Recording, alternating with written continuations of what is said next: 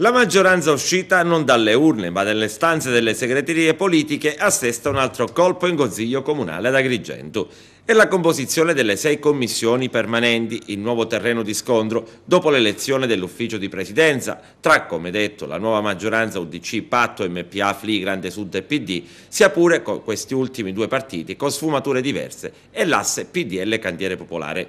Stavolta al centro della polemica è la nomina dei 5 consiglieri nella seconda commissione permanente, quella Lavori Pubblici e Urbanistica, che non prevede la presenza di alcun esponente del PDL.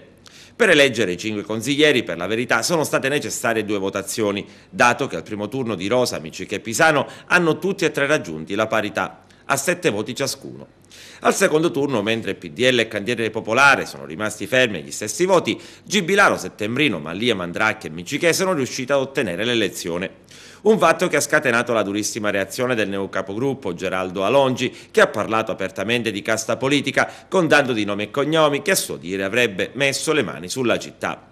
Una commissione importante e delicata, quella dei lavori pubblici e urbanistica, in quanto è chiamata a dare un parere al nuovo PRG.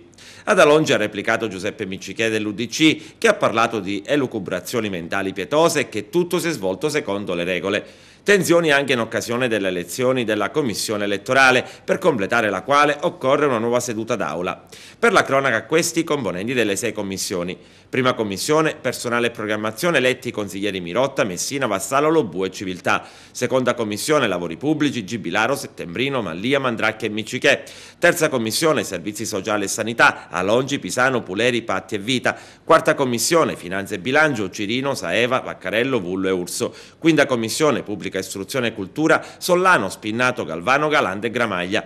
Sesta commissione, affari istituzionali, Di Rosa, Vaccarello, Cicero, Amato e Picone. In occasione della prima seduta, ciascuna commissione eleggerà il presidente.